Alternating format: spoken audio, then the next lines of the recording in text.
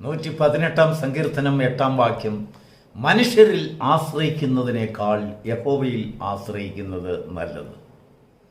9 വാക്യം വീണ്ടും ദാവീദ് പറയുകയാണ്, പ്രഭുക്കന്മാരിൽ ആശ്രയിക്കുന്നതിനേക്കാൾ യഹോവയിൽ ആശ്രയിക്കുന്നത് നല്ലത്. Praise the Lord. നല്ലൊരു പ്രഭാതത്തെ നമ്മുടെ ജീവിതത്തിൽ വീണ്ടും കാണുവാൻ കർത്താവ് നമുക്ക് ആയുസ്സും ആരോഗ്യവും ബലവും ഭാഗ്യവും തന്ന ദൈവത്തിൻ്റെ മഹാകരുണയ്ക്കായി ദൈവത്തെ സ്തുതിക്കുന്നു. പെന്റക്കോസ്റ്റ് മെസ്സഞ്ചർ യൂട്യൂബ് ചാനലിൽ കൂടെ ഈ പ്രഭാത സന്ദേശം കേൾക്കുന്ന എല്ലാ പ്രിയപ്പെട്ടവരെയും കർത്താവ് ഈ പ്രഭാതത്തിൽ ധാരാളമായി അനുഗ്രഹിക്കുമാറാകട്ടെ. നമ്മുടെ ജീവിതത്തിൽ പലപ്പോഴും നമ്മൾ പറയാറുള്ള സാക്ഷ്യം, നമ്മുടെ ധൈര്യം, വിശ്വാസം, ഉറപ്പ്, പ്രത്യാശയുടെ വാക്കാണ് മനുഷ്യരിൽ ആശ്രയിക്കുന്നതിനേക്കാൾ യഹോവയിൽ ആശ്രയിക്കുന്നത് നല്ലത്. ഒന്നൊന്നിനേക്കാൾ മെച്ചമുള്ളത്, ഒന്നൊന്നിനേക്കാൾ ഉത്തമമായത്, ഒന്നൊന്നിനേക്കാൾ നല്ലത്, ഒന്നൊന്നിനേക്കാൾ ശ്രേഷ്ഠമായതെന്നൊക്കെ ഒരു വ്യക്തി പറയുമ്പോൾ ആ രണ്ട് കാര്യങ്ങളും പരീക്ഷിച്ചു നോക്കിയ ഒരു വ്യക്തിക്ക് മാത്രമേ പറയുവാൻ കഴിയൂ. ദാവീദ് അങ്ങനെ പരീക്ഷിച്ചു നോക്കി. തൻ്റെ ജീവിതത്തിൽ മനുഷ്യരിൽ ആശ്രയിക്കുവാനുള്ള അനേക സന്ദർഭങ്ങൾ തനിക്കുണ്ടായി. മനുഷ്യരിൽ ആശ്രയിച്ചു പോയി, കഷ്ടതയിൽ മനുഷ്യരിൽ ആശ്രയിച്ചു പോയി, തുൻപത്തിൽ ആശ്രയിച്ചു പോയി, മരണത്തിൻ്റെ വക്കിൽ ആശ്രയിച്ചു പോയി, പാപത്തിൻ്റെ വശത്ത് ആശ്രയിച്ചു പോയി, രക്ഷയ്ക്ക് വേണ്ടി സകല വഴികളും നോക്കി, ആശ്രിതമായിരിക്കുവാൻ, ജീവനോടെ ഇരിക്കുവാൻ സകല ഉപാധികളും പ്രയോഗിച്ചു. മനുഷ്യരിൽ ആശ്രയിച്ചു, പ്രഭുക്കന്മാരിൽ ആശ്രയിച്ചു, എല്ലാം ഫെയിലായിരുന്നു. അവരിൽ നിന്നൊക്കെ തിരികെ കിട്ടിയത് പ്രതികാരവും ശിക്ഷയും, അല്ലെങ്കിൽ താൻ ചെയ്യാത്ത കാര്യത്തിന് വേണ്ടിയുള്ളതായ അപവാദങ്ങളും, ഒരുപാട് കഷ്ടത മനുഷ്യരിൽ നിന്ന് ഏറ്റുവാങ്ങി. ഒടുവിൽ താൻ ദൈവത്തിൽ ആശ്രയിച്ചു. തൻ്റെ ചെറുപ്പകാലത്ത് തനിക്ക് ആശ്രിതമായിരുന്ന ദൈവത്തിങ്കിലേക്ക് താൻ കടന്നു വരികയുണ്ടായി. അവൻ്റെ പാദപീഠത്തിൽ മുട്ടുകളെ മടക്കി അവൻ്റെ സന്നിധിയിൽ അവൻ്റെ പാപങ്ങളെ ഏറ്റുപറഞ്ഞപ്പോൾ അവൻ സ്വർഗത്തിൽ നിന്ന് ഒരു പാപക്ഷമ കിട്ടി. അങ്ങനെയാണ് താൻ അതേ സങ്കീർത്തനത്തിൽ തൻ്റെ അനുഭവം എഴുതുകയാണ്. 17 വാക്യം, ഞാൻ മരിക്കയില്ല, ഞാൻ ജീവനോടെ ഇരുന്ന് യഹോവയുടെ പ്രവൃത്തികളെ വർണ്ണിക്കും. അതിനുശേഷം പറയുന്നു, യഹോവ എന്നെ കഠിനമായി ശിക്ഷിച്ചു, എങ്കിലും എന്നെ മരണത്തിന് ഏൽപ്പിച്ചില്ല. അതാണ് താൻ കണ്ടതായ വലിയൊരു പ്രത്യേകത. അതാണ് മനുഷ്യരുടെ മുൻപിൽ തൻ്റെ കുറ്റങ്ങളും പാപങ്ങളും അല്ലെങ്കിൽ കുറവശങ്ങളും തൻ്റെ എതിരാളികളുടെ കയ്യിൽ അകപ്പെട്ടാൽ അവർ പറയുന്ന വാക്കെന്താണ്? അവനെ ക്രൂശിക്കുക, അവനെ കൊന്നുകളയുക, അവൻ്റെ കഴുത്തറുത്ത് കളയുക, അവൻ്റെ ഗ്രഹം ഇല്ലാതായി പോകട്ടെ, അവരുടെ കുഞ്ഞുങ്ങൾ ഇല്ലാതായി പോകട്ടെ, അവൻ്റെ വംശമൊക്കെ നശിച്ചു പോകട്ടെ. ഇതാണ് മനുഷ്യരുടെ വിധി. അവരുടെ കാഴ്ചപ്പാടിൽ അവനാ ശിക്ഷ കൊടുക്കുവാൻ അവർ ഒരുപാട് ന്യായങ്ങൾ കണ്ടെത്തുകയാണ്. ഒരുപാട് അല്ലെങ്കിൽ കാരണങ്ങൾ അവർ കണ്ടെത്തുന്നു.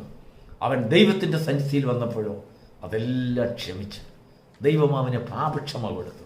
എന്തുകൊണ്ടാണ് ദൈവം അവനെ ജീവനോടെ രക്ഷിച്ചത്? പാപിയെ ജീവനോടെ രക്ഷിക്കാനാണോ ദൈവത്തിന് താല്പര്യം? അല്ല, അവൻ്റെ പാപം വിട്ട് പശ്ചാത്തപിക്കുവാൻ ദൈവം അവസരം കൊടുക്കുന്നു എന്ന് അർത്ഥം. എന്നാൽ നമ്മുടെ പാപങ്ങളിൽ നമ്മെ കൊന്നുകളഞ്ഞാൽ, നമ്മുടെ അകൃത്യത്തിൽ നാം മരണപ്പെടുമ്പോൾ നമ്മുടെ ആത്മാവിന് രക്ഷ പ്രാപിക്കുവാൻ വഴിയില്ലാതായി പോകുന്നു. ദൈവം അത് ശ്രദ്ധിക്കുന്നു. നമ്മുടെ ആത്മാവിനെ ദൈവമാണ് നമുക്ക് തന്നത്. നമ്മുടെ ഉള്ളിൽ ഒരു ദേഹിയുള്ളത് ദൈവത്തിൻ്റെ ശ്രദ്ധയിൽപ്പെടുന്നു. അവൻ മരിക്കരുത്, അവൻ രക്ഷ പ്രാപിക്കണം, അവൻ്റെ ആത്മാവ് രക്ഷ പ്രാപിക്കണം. അവൻ്റെ പാപത്തിൽ അവൻ മരിക്കുകയല്ല, അവൻ്റെ പാപത്തിലും അകൃത്യത്തിലും അവൻ്റെ ദോഷവശത്തിലും അവൻ്റെ അനീതിയിലും അവൻ്റെ ജീവിതത്തിൽ ഒരുപാട് കുറ്റങ്ങളും കുറവുകളും ഉണ്ടെങ്കിലും ആ കുറവുകളിൽ അവൻ മരിക്കരുത്.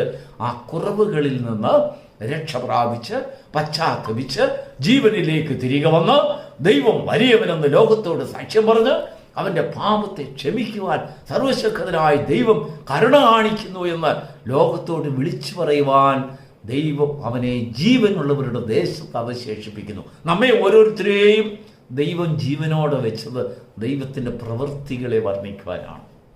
ദൈവത്തിന് സ്തോത്രം. 118 സങ്കീർത്തനത്തിൻ്റെ ആരംഭത്തിങ്കൽ ദാവീദ് പാടുകയാണ്. 3 പേർക്ക് ദാവീദ് കൽപ്പന കൊടുക്കുകയാണ്. യഹോവ നല്ലവൻ, വലിയവനെന്ന്, അവൻ്റെ ദയ എന്നേക്കുമുള്ളതെന്ന് ഇസ്രായേൽ മുഴുവനും പറയട്ടെ. ഒരു ജാതി മുഴുവനും അങ്ങനെ പറയട്ടെ. ഇസ്രായേൽ ഒരു ജാതി, ഒരു രാജ്യം, ഒരു വംശം, അവർ മുഴുവനും അങ്ങനെ പറയട്ടെ. അതിനുശേഷം അവൻ പറയാണ്, അഹരോൻ ഗ്രഹം പറയട്ടെ, യഹോവ വലിയവൻ, അവന്റെ ദയ എന്നേക്കുമുള്ളത്. അതിനുശേഷം ദാവീദ് പാടുകയാണ്, പറയുകയാണ്, യഹോവ ഭക്തന്മാരെ നിങ്ങൾ പറയുവീൻ, അവന്റെ ദയ എന്നേക്കുമുള്ളത് എന്ന് പാടുവീൻ. 3 പേരോടാണ് പറഞ്ഞത്. ഇസ്രായേലിനോട്, അഹരോൻ ഗ്രഹത്തോട്, യഹോവ ഭക്തന്മാരോട്. എന്താണ് അതിൻ്റെ അർത്ഥം? ഒരു ജാതി മുഴുവനും അല്ലെങ്കിൽ ഒരു വംശം മുഴുവനും ദൈവത്താൽ തിരഞ്ഞെടുക്കപ്പെട്ടതായ ഒരു കളക്റ്റീവിനെ ഒരു സർവനാമത്തിൽ അവരെ അറിയുന്നു, ഇസ്രായേൽ. അതിനുശേഷം അവിടെയുള്ളതായ ഗ്രഹങ്ങളോട് പറയുകയാണ്, ശുശ്രൂഷകളുടെ ഗ്രഹങ്ങളോട്, നന്മയെ സുവിശേഷിക്കുന്നവരുടെ കാലുകളോട് പറയുകയാണ്, നിങ്ങളുടെ ഗ്രഹങ്ങൾ പറയട്ടെ, യഹോവ വലിയവൻ, അവന്റെ ദയ എന്നേക്കുമുള്ളത്. അതിനുശേഷം യഹോവ ഭക്തന്മാരെ നിങ്ങൾ പാടുകയും, നിങ്ങൾ ഭക്തന്മാരായിരിക്കുന്നത് പോരാ, നിങ്ങൾ യഹോവയെ ഭയപ്പെടുന്നു എന്ന് പറയുന്നത് പോരാ, നിങ്ങൾ ഏറ്റുപാടുകയും അവന്റെ ദയ എന്നേക്കുമുള്ളത്. ഈ 3 സ്തുതികളിലും കൂടെ ഒന്നിച്ച് സിങ്കർണൈസ് ചെയ്യുമ്പോഴാണ് ഒരാരാധനയുടെ പൂർണ്ണതയുണ്ടാകുന്നത്. ഇസ്രായേൽ ഗ്രഹം, അഹരോൻ ഗ്രഹം, ഭക്തന്മാരുടെ ഗ്രഹം, ഈ 3 ഗ്രഹങ്ങൾ തമ്മിൽ ഒരു സംയോജിതം. അപ്പോഴാണ് അവരുടെ ഹൃദയത്തിൽ നിന്നും അവരുടെ സംഗമങ്ങളിൽ നിന്നും ഒരു പാട്ടുയരും, മനുഷ്യരിൽ ആശ്രയിക്കുന്നതിനേക്കാൾ യഹോവയിൽ ആശ്രയിക്കുന്നത് നല്ലത്, പ്രമുഖന്മാരിൽ ആശ്രയിക്കുന്നതിനേക്കാൾ യഹോവയിൽ ആശ്രയിക്കുന്നത് നല്ലത്. നമ്മുടെ കുറ്റങ്ങൾ മനുഷ്യരുടെ കയ്യിൽപ്പെട്ടാൽ അവർ നമുക്ക് മരണശിക്ഷ തരും. Praise the Lord. ഒരിക്കൽ പലപ്പോഴും ഞാൻ എൻ്റെ സന്ദേശങ്ങളിൽ പറയാറുള്ള ഒരനുഭവം, ഒരു ചെറുപ്പക്കാരനായ മനുഷ്യൻ പല കുറ്റങ്ങളും അനേക ക്രൈമുകളും ചെയ്തെന്ന് സങ്കല്പിതമായി ഒരു കേസിലകപ്പെട്ട് കോടതിയുടെ മുൻപിൽ വന്നു. അവനെ തൂക്കിക്കൊല്ലുവാൻ വിധിച്ചു. ആ തൂക്കിക്കൊലയ്ക്കുള്ളതായ സമയങ്ങൾ അടുത്തു. അവൻ്റെ ദിവസങ്ങൾ അല്പനാളുകളെ അവന് ബാക്കിയുള്ളൂ. അവൻ്റെ നിരപരാധിത്വം ആരോട് പറഞ്ഞിട്ടും വെളിവാക്കുവാനും വാദിച്ച് ജയിക്കുവാനും അവനെ കൊണ്ട് സാധിക്കുന്നില്ല. ഒടുവിൽ ശിക്ഷയ്ക്കായി അവൻ സമ്മതിച്ച് ആ ശിക്ഷയെ ഏറ്റുകൊള്ളുവാൻ തയ്യാറായി അവൻ്റെ സെല്ലിൽ കഴിയുന്ന കാലം. അന്നത്തെ കാലത്ത് ഈ മരണം കാത്തു കഴിയുന്നവരോടൊക്കെ സുവിശേഷം പറയുന്ന ജയിൽ ചാപ്ലിന്മാരുണ്ട്. ഒരു വയോധികനായ മനുഷ്യനോട് ദൈവത്തിൻ്റെ ആത്മാവ് പറഞ്ഞു, ഇങ്ങനെ മരണം കാത്തിരിക്കുന്നതായ ആ ചെറുപ്പക്കാരനോട് നീ ചെന്ന് സുവിശേഷം പറയണം. എന്ത് സുവിശേഷമാണ് അവനോട് പറയുന്നത്? ചില ദിവസങ്ങൾ മാത്രമേ അവനെ തൂക്കിക്കൊല്ലുവാൻ ബാക്കിയുള്ളൂ. സകലരും വന്ന് അവനോട് സുവിശേഷം പറഞ്ഞിട്ടൊന്നും അവനത് തിരസ്കരിച്ചു. എന്തിന്? കർത്താവിനെ കുറിച്ച് കേട്ടിട്ട് എന്ത് കാര്യം? അവൻ്റെ ജീവിതത്തിൽ നിരാശയുണ്ടായി. മനുഷ്യരുടെ പ്രവൃത്തിയിലും അവന് ലഭിച്ചതായ നീതിരഹിതമായ വിധിയിലും അവൻ അങ്ങേയറ്റം അവനെ തന്നെ വെറുത്തു. മരിക്കുന്നത് നല്ലതെന്ന് അവനെ തന്നെ വിധിച്ചു കഴിയുന്നതായ ഒരു സമയം. വയോധികനായ ആ വൃദ്ധനായ മനുഷ്യൻ ചെന്ന് ദൈവത്തോട് ചോദിച്ചു, കർത്താവേ, ഞാൻ അവനോട് എന്ത് സുവിശേഷമാണ് പറയേണ്ടത്? അദ്ദേഹത്തിൻ്റെ മനസ്സിൽ ദൈവത്തിൻ്റെ ആത്മാവ് ഒരു വചനം കൊടുത്തു, സകല ഭൂസീമാവാസികളുമായുള്ളവരെ എങ്കിലേക്ക് നോക്കി രക്ഷ പ്രാപിപ്പീൻ. അദ്ദേഹം ആ സെല്ലിൽ ചെന്നു. ഈ മനുഷ്യനോട് ചെന്ന് സുവിശേഷം പറയുവാനുള്ള അനുവാദം അധികാരികളിൽ നിന്ന് വാങ്ങിച്ചു. എന്നിട്ട് അവൻ്റെ ചെവിയിൽ ആ സെല്ലിൽ ചെന്ന് അദ്ദേഹം ഇത് മാത്രം പറഞ്ഞു. ദൈവത്തിൻ്റെ ആത്മാവ് ആ മനുഷ്യനോട് പറഞ്ഞത്, നീ ഈ വചനമല്ലാതെ മറ്റൊന്നും നിന്റെ നാവിൽ നിന്ന് ഉച്ചരിക്കരുത്. ഇദ്ദേഹം അതനുസരിച്ച് ചെന്ന് കുറ്റവാളിയുടെ മുൻപിൽ ചെന്ന് അവൻ്റെ ചെവിയിൽ മന്ത്രിച്ചു, സകല ഭൂസീമാവാസികളുമായുള്ളവരെ നിങ്ങൾ എങ്കിലേക്ക് നോക്കി രക്ഷ പ്രാപിപ്പീൻ. 3 പ്രാവശ്യം പറഞ്ഞു. ദൈവത്തിന് സ്തോത്രം. ആ വാക്ക് ആ ചെറുപ്പക്കാരൻ്റെ ഹൃദയത്തിൽ പ്രവർത്തിക്കുവാൻ തുടങ്ങി. എന്തുകൊണ്ടാണ്? സകല ഭൂസീമാവാസികൾക്കും വേണ്ടി വെച്ചിരിക്കുന്ന ആ ഒരു രക്ഷയുടെ മുഖത്തെ അവൻ്റെ ഹൃദയത്തിൽ അങ്ങ് ചിന്തിക്കുവാൻ തുടങ്ങി. അതിനെക്കുറിച്ച് ഭാരപ്പെടുവാൻ തുടങ്ങി. എന്തിനു പറയുന്നു? അവൻ ദൈവത്തോട് നിലവിളിച്ചു, കർത്താവേ, സകല ഭൂസീമാവാസികൾക്കുമുള്ള ഒരു രക്ഷ പാപിയായ എനിക്കും വേണ്ടിയും കൂടെ അത് അവൈലബിൾ ആണെങ്കിൽ എനിക്ക് തീർച്ചയായിട്ടും തരണമേ എന്ന് അവൻ്റെ മനസ്സിൽ പ്രാർത്ഥിച്ചു. മരണത്തിന് അല്പം നാളുകൾ മാത്രമേ ഉള്ളൂ. അവനെ കൊല ചെയ്യാൻ നിശ്ചയിക്കപ്പെട്ടതായ ദിവസത്തിന് 2 ദിവസം മുൻപ് കോർട്ടിൽ നിന്ന് ഒരു ഓർഡർ വന്നു. അതായത് കോടതിയിൽ നിന്ന് ഒരു കൽപ്പന വരികയാണ്. പെട്ടെന്ന് ശിപായി വന്ന്, പോലീസുകാരൻ വന്ന് തൻ്റെ സെല്ലിൽ തട്ടിയതിന് ശേഷം അത് തുറന്നു. സാധാരണയില്ലാത്തൊരു സംഭവം. സെല്ല് തുറക്കുകയാണ്. സെല്ല് തുറന്നതിന് ശേഷം അവനോട് പറഞ്ഞു, നിന്നെ വെറുതെ വിടുവാൻ കോടതി വിധിയായിരിക്കുന്നു.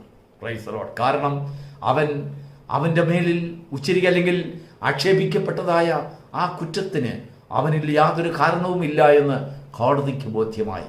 അവൻ കുറ്റക്കാരനല്ലെന്ന് വ്യക്തമായി തെളിയുകയുണ്ടായി. പ്രിയപ്പെട്ട ദൈവത്തിൻ്റെ മക്കളെ, നമ്മുടെ ജീവിതത്തിൽ ദൈവത്തിലുള്ള ആശ്രയമായിരിക്കാം നമ്മുടെ നിരപരാധിത്വം പലപ്പോഴും മറ്റുള്ളവരുടെ മുൻപിൽ അത് വെളിവാക്കുവാൻ, അധികാരികളുടെ മുൻപിൽ വെളിവാക്കുവാൻ അത് സാധ്യമാകുന്നത്. അതിനു മുമ്പ് അവൻ അധികാരികളോട് വളരെയധികം പ്രാവശ്യം സംസാരിച്ചു. അവൻ്റെ നിരപരാധിത്വത്തെക്കുറിച്ച് അവൻ വെളിപ്പെടുത്തി.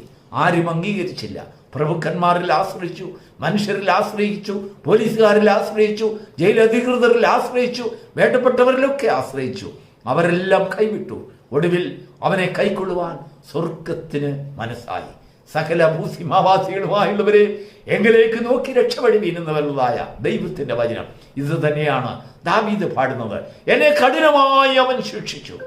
ഞാൻ ദൈവത്തിന്റെ വഴികളിൽ തിരിച്ചറിയേണ്ടതിന്, അവന്റെ പാപക്ഷമയെക്കുറിച്ച് ഞാൻ തിരിച്ചറിയുവാൻ തക്കവണ്ണം ഞാൻ ദൈവസന്നിധിയിൽ ചെന്നപ്പോൾ അവൻ എൻ്റെ പാപങ്ങളെ ക്ഷമിച്ചു. അവൻ എന്നെ ജീവനോടെ വെച്ചു, എന്നെ മരണത്തിന് ഏൽപ്പിച്ചിട്ടില്ല. ദൈവത്തിന് പ്രിയപ്പെട്ട ദൈവമക്കളെ, നമ്മുടെ ജീവിതത്തിൽ നാം ജീവനോടെ ഇരുന്ന് മരണത്തിന് ഏൽപ്പിക്കപ്പെടാതെ ജീവന്റെ മുഖത്ത് നാം നടക്കുന്നത്, ചലിക്കുന്നത്, നടകൊള്ളുന്നത്, ഓടുമാറാക്കുന്നത്, ജീവിക്കുമാറാക്കുന്നത്, നമ്മുടെ കുടുംബത്തോടൊപ്പം നാം സന്തോഷമായിരിക്കുന്നത്, നമ്മുടെ കുഞ്ഞുങ്ങളുടെ മുഖത്തെ നാം കാണുന്നത് ദൈവം നമ്മോട് കുറവുകളെയും കുറ്റങ്ങളെയും ക്ഷമിച്ചത് കൊണ്ടാണ്.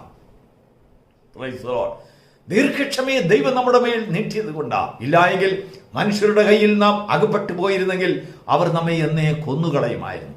അവർ നമ്മെ നാമാവശേഷമാക്കുമായിരുന്നു. നമ്മുടെ കുഞ്ഞുങ്ങളെയും നമ്മുടെ കുടുംബങ്ങളെയും നാമാവശേഷമാക്കുമായിരുന്നു. എങ്കിലും ദൈവം നമ്മെ ഭാരമേറ്റത് കൊണ്ട് അവൻ നമ്മുടെ അകൃത്യങ്ങളെ ക്ഷമിച്ചു, പാപത്തെ ക്ഷമിച്ചു, നമ്മുടെ പോരായ്മകളെ പരിഹരിച്ചു, ദേശത്ത് നമ്മെ മാന്യരാക്കി നിർത്തി. എന്നെ മാനിക്കുന്നവനെ ഞാൻ മാനിക്കും എന്നുള്ളതായി ദൈവത്തിന്റെ വചനം നിലനിർത്തിക്കൊണ്ട് ദൈവത്തെ മാനിക്കുന്നവരെ ദൈവം മാനിക്കും എന്നുള്ള വചനം നമ്മളിൽ കൂടെ ദൈവം പലപ്പോഴും പ്രാവർത്തികമാക്കുകയാണ്. ഈ പ്രഭാതത്തിൽ ദൈവത്തിന്റെ വചനം കേൾക്കുന്ന പ്രിയപ്പെട്ടവരെ, നമ്മുടെ ജീവിതത്തിൽ പലപ്പോഴും മരണത്തിന് ഏൽപ്പിക്കപ്പെടേണ്ടതായ അനേക അനുഭവങ്ങൾ നമ്മുടെ ജീവിതത്തിൽ വന്നിട്ടുണ്ടാകാം. പക്ഷെങ്കിൽ ദൈവത്തിന്റെ പാദപീഠത്തിൽ നാം കടന്നു വരുമ്പോൾ അവൻ നമ്മെ മരണത്തിന് ഏൽപ്പിക്കുകയല്ല, എന്നാൽ പാപങ്ങളിൽ നിന്ന് രക്ഷ പ്രാപിച്ച് അവന്റെ മുഖത്തേക്ക് നോക്കി രക്ഷയോടെ ജീവനോടെ ഇരിക്കുവാൻ, അവന്റെ സ്തുതികളെ വർണ്ണിക്കുവാൻ, അവന്റെ ദയ നേക്കുള്ളതെന്ന് ലോകത്തോട് പാടി ആർക്കുവാൻ തക്കണം ദൈവം നമ്മെ ജീവനുള്ളവരുടെ ദേശത്ത് വിശേഷിപ്പിക്കുകയാണ്. കർത്താവിന്റെ ദയയെ കാണുവാൻ ഈ പ്രഭാതത്തിൽ നമ്മുടെ കണ്ണുകളെ തുറക്കട്ടെ. മനുഷ്യരിൽ ആശ്രയിക്കുന്നതിനേക്കാൾ യഹോവയിൽ ആശ്രയിക്കുന്നത് നല്ലത്. നിന്റെ ജീവിതത്തിലെ പല കാര്യസാധ്യങ്ങൾക്ക് വേണ്ടിയും പ്രഭുക്കന്മാരിൽ ആശ്രയിക്കുന്നതിനേക്കാൾ നിന്റെ ഭാരം യഹോവയുടെ കയ്യിൽ വയ്ക്കുക. നിന്റെ വഴി യഹോവയെ പരമേൽപ്പിക്കുക. ദൈവത്തോട് നിന്റെ വഴികളെ കുറിച്ച് നിന്റെ ആഗ്രഹത്തെ തുറന്നു പറയുക. അവൻ നിന്നെ സഹായിക്കും. അവൻ നിന്നെ അത്ഭുതകരമായ വഴികളിൽ കൂടെ നടത്തും. അവൻ നിന്നെ സൗഖ്യമാക്കും. അവൻ നിന്നെ ബലപ്പെടുത്തും. അവൻ നിന്നെ നടക്കുമാറാക്കും. അവൻ നിന്നെ ഓടുമാറാക്കും. ജീവനുള്ളവരുടെ ദേശത്ത് യഹോവയുടെ നന്മയെ കണ്ട് ഘോഷിപ്പാൻ തക്കണം. അവൻ നിന്നെ ശക്തനാക്കുന്ന മഹാപ്രതിഫലമുള്ള പ്രവൃത്തിയെ കണ്ട് അനേകർക്ക് സാക്ഷ്യമായി തീരുവാൻ അത് നിന്നെ സഹായിക്കും. ഈ മഹാഭാഗ്യം ദൈവത്തിൽ നിന്ന് പ്രാപിക്കുവാൻ, ദൈവത്തിൽ നിന്ന് അനുഭവിക്കുവാൻ, ദൈവത്തിൽ ആശ്രയിക്കുവാൻ, കർത്താവിൽ മാത്രം ആശ്രയിക്കുവാൻ തക്കണം നമ്മുടെ ഹൃദയങ്ങളെ ദൈവത്തിന്റെ ആത്മാവ് ഈ വചനങ്ങളാൽ വശീകരിക്കുമാറാകട്ടെ. God bless you.